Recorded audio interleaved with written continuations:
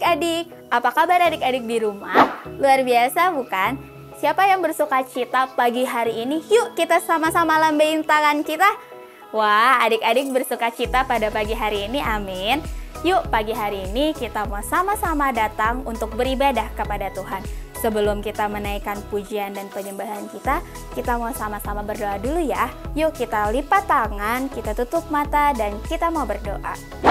Tuhan Yesus yang baik, terima kasih buat pagi hari ini, buat waktu yang boleh Tuhan berikan pada setiap kami. Kalau kami boleh beribadah, kami boleh datang kepada Tuhan. Terima kasih Tuhan, pagi hari ini kami mau naikkan pujian dan penyembahan kami. Biarlah Tuhan yang disenangkan, Tuhan yang dimuliakan melalui pujian dan penyembahan kami. Terima kasih Yesus, hanya di dalam nama-Mu kami berdoa dan mengucap syukur. Yang siap buat memuji Tuhan, mari dengan semangat kita mau sama-sama katakan, amin. Shalom adik-adik, yuk pagi hari ini kita mau sama-sama bangkit berdiri, kita mau sama-sama menyanyi dan menari buat Tuhan kita.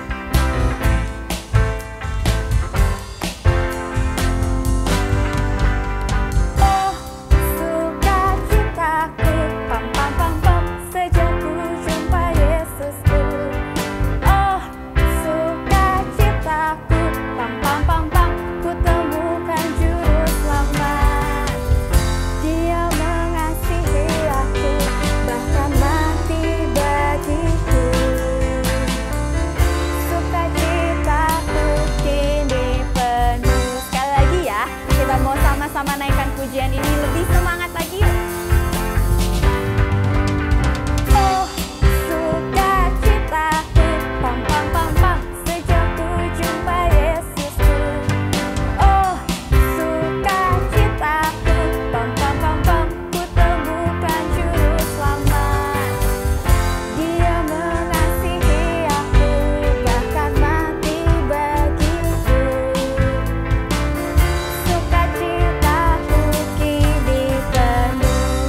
Tangan kita ke sebelah kanan yuk. Padanya ku berharap, pada Yesus Allah yang hidup. Kita ganti ke sebelah kiri. Padanya ku berserah, Yesus sumber kehidupanku. Kita naik lagi yuk.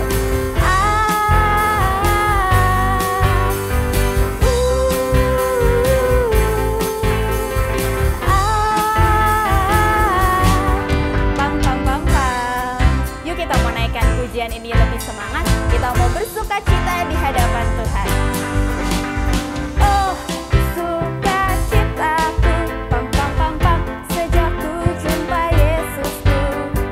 Oh, sukacitaku, pam pam pam pam, ku temukan juru selamat.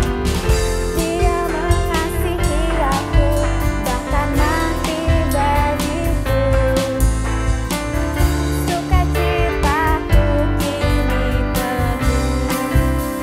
Kita buat Tuhan yuk. Padanya ku berharap, pada Yesus Allah yang hidup. Padanya ku berserah, Yesus sumber kehidupanku.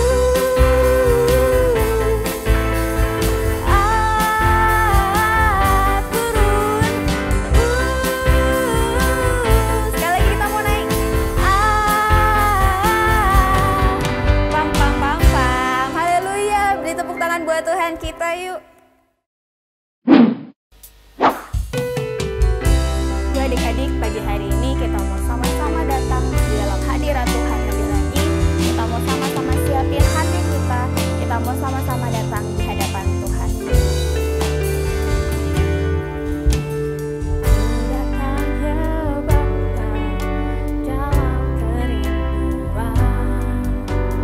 Memandang keindahan-Mu.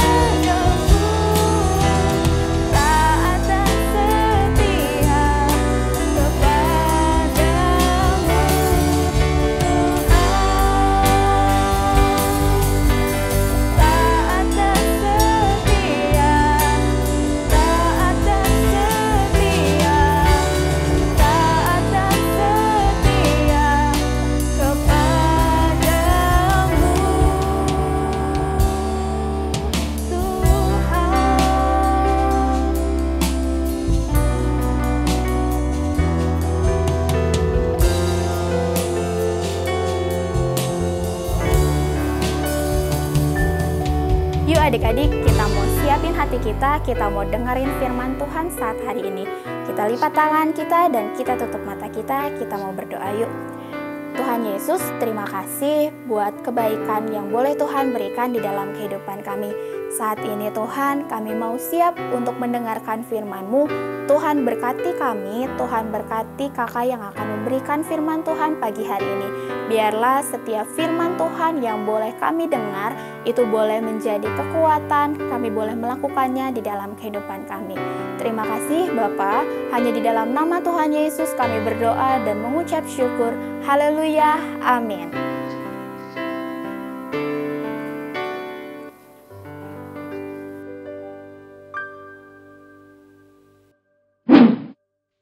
Halo adik-adik, halo teman-teman semuanya yang Tuhan kasihi yang beribadah di Abi Pasko 39. Saya senang bertemu dengan kalian semuanya. Pasti kalian menunggu ya. Nah, adik-adik, bulan Desember ini biasanya adalah lekat dengan Natal ya. Nah, adik-adik sudah mempersiapkan pohon Natal, kemudian pernak-pernik dan lampu-lampu yang berkilauan. Ya itu boleh, itu bagus, gak apa-apa. Tapi ketahuilah ya bahwa kita boleh merayakan Natal itu sebelum tanggal 25 atau sesudah tanggal 25. Kenapa? Karena yang paling penting adalah Natal itu lahir di dalam hati kita. Setiap hari Tuhan Yesus ada bersama-sama dengan kita. Itu yang paling penting. Nah adik-adik semuanya, saat ini kita akan mendengarkan firman Tuhan dengan tema utusan Tuhan. Nah, adik-adik, semua ayat firman Tuhan yang akan kita baca adalah Lukas 1 ayat 15 sampai 17. Om bacain, tapi teman-teman juga boleh baca di rumah ya. Ya. Sebab Lukas 1 ayat 15 sampai 17, sebab ia akan besar di hadapan Tuhan dan ia tidak akan minum anggur atau minuman keras, dan ia akan penuh dengan Roh Kudus mulai dari rahim ibunya. Ia akan membuat banyak orang Israel berbalik kepada Tuhan Allah mereka. Dan ia akan berjalan mendahului Tuhan dalam roh dan kuasa Elia untuk membuat hati bapa-bapa berbalik kepada anak-anaknya dan hati orang-orang durhaka kepada pikiran orang-orang benar. Dan dengan demikian menyiapkan bagi Tuhan suatu umat yang layak baginya. Nah, utusan itu apa ya? Utusan itu adalah suruhan. Utusan itu adalah pembantu. Utusan itu adalah abdi Allah. Bisa saja apapun ya.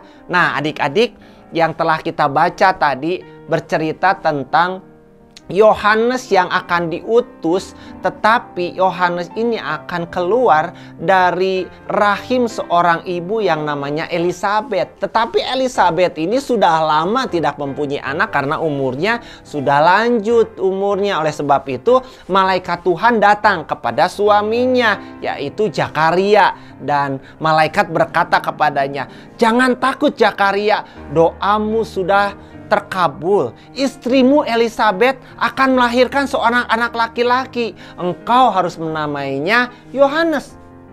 Ia akan besar di hadapan Tuhan. Ia tidak akan minum minuman keras. Ia akan penuh dengan Roh Kudus. Ia akan mempersiapkan kedatangan Tuhan bagi umatnya."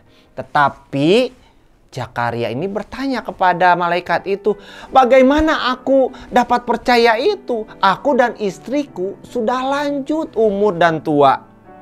Jawab malaikat itu, "Aku Gabriel, pelayan Allah.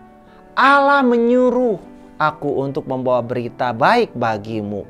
Nah, ya, malaikat datang menjadi pelayan, menjadi pesuruh. Yohanes pun akan dilahirkan untuk mempersiapkan sebagai pesuruh, untuk mempersiapkan kedatangan Tuhan Yesus. Kenapa Tuhan Yesus datang? Allah menjadi manusia dalam wujud manusia untuk menyelamatkan setiap orang yang percaya. Dia akan datang untuk menyampaikan kabar baik kepada orang-orang miskin, untuk memberitakan pembebasan pada orang-orang tawanan dan penglihatan bagi orang-orang buta, untuk membebaskan orang-orang yang tertindas, untuk memberitakan tahun rahmat Tuhan. Itu Tuhan Yesus mau hadir untuk itu. Nah, oleh sebab itu Yohanes diutus terlebih dahulu supaya mempersiapkan setiap orang yang ada, yang boleh mendengar, sehingga mereka boleh menerima Yesus sebagai Tuhan dan Juru Selamat. Berbicara tentang utusan, Yohanes kan utusan ya. Nah, berbicara utusan, adik-adik tahu nggak ada yang namanya burung pos? Burung pos ini adalah yang nanti dipakai menjadi lambang atau logo di dalam PT Pos Indonesia. Nah, kenapa memakai itu? Karena pada waktu zaman dulu burung pos ini dipakai untuk membawa berita, untuk membawa surat, untuk menyampaikan sesuatu. Gimana caranya? Bukan dengan ngomong tentunya, tetapi diselipkan di kakinya surat itu, kemudian burung itu bawa ke satu tempat atau satu yang akan dituju. Nah, oleh sebab itu kenapa burung itu dipakai? Karena burung itu biasanya cepat dan pasti tepat di bawahnya. Nah, pada waktu dulu kalau misalnya raja-raja itu sedang berperang dan tentara nasional dalam keadaan tertekan atau mungkin menyerang, mereka harus membuat satu strategi, mereka harus mengetahui keadaannya ataupun perlu bantuan, maka biasanya ada surat yang disampaikan dari raja atau tentara itu supaya cepat sampainya. Dipakailah atau memakai yang namanya burung pos itu ya. Nah, burung pos itu adalah utusan juga ya. Tetapi kita tahu nggak bahwa Yohanes utusan? Kita pun utusan Tuhan. Lah, gimana kita caranya menjadi utusan Tuhan? Om, gimana caranya saya bisa menjadi utusan Tuhan? Gampang adik-adik semuanya, teman-teman. Kita punya mulut. Kalau kalian ada sedang bermain, sedang berkumpul di keluarga, kalian bisa berbicara kepada adik, kakak, bisa bicara sama mama, sama papa, teman-teman di sekolah, teman-teman pada waktu ada di dekat rumah, yaitu tetangga dan sebagainya. Caranya berbicara. Caranya gini berbicaranya. Saya percaya kepada Tuhan Yesus sebagai Tuhan dan Juru Selamat.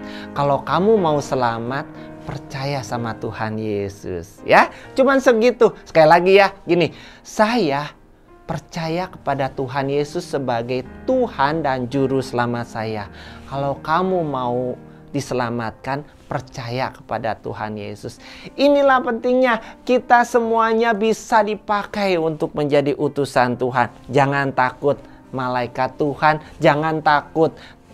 Tuhan Yesus akan menyertai ketika adik-adik berbicara seperti itu ya. Tuhan pasti senang dengan itu ya. Nah, di hari Natal ini kita merayakan Natal, tapi kita juga memberitakan kabar baik kepada semua orang ya. Mari kita lakukan dari hal yang kecil, yaitu berbicara tentang Tuhan Yesus. Nah, demikian firman Tuhan pada hari ini. Ayat hafalannya adalah Lukas 2 ayat 10. Lukas 2 ayat 10 yang bunyinya, lalu kata malaikat itu kepada mereka, jangan takut, sebab sesungguhnya aku memberitakan kepadamu kesukaan besar untuk seluruh bangsa. Yuk sekali lagi ya. 1, 2, 3. Lukas 2 ayat 10. Lalu kata malaikat itu kepada mereka, jangan takut, sebab sesungguhnya aku memberitakan kepadamu kesukaan besar untuk seluruh bangsa. Demikian ayat hafalan pada hari ini. Nah, saya percaya adik-adik semuanya bisa mengerti ya. Kita akan berdoa untuk firman Tuhan ini. Yuk kita berdoa. Tuhan Yesus, terima kasih saya dan teman-teman sudah mendengar firman Tuhan dan mengerti firman Tuhan ini. Kalau ada firman Tuhan yang belum saya mengerti, Tuhan tolong bantu saya supaya saya boleh mengerti firman Tuhan dan dapat melakukannya. Terima kasih Tuhan, Tuhan sudah memakai kami semuanya untuk menjadi utusan Tuhan juga. Di dalam nama Yesus saya berdoa. Amin. Nah, adik-adik, sampai berjumpa minggu depan. See you. Dadah. Tuhan Yesus berkati ya.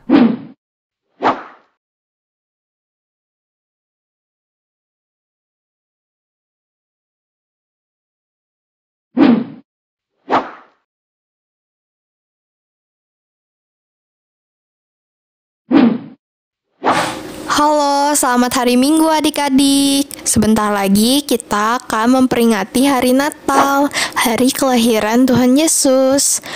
Nah, untuk aktivitas hari ini kita akan membuat pohon Natal. Yuk kita lihat cara pembuatannya.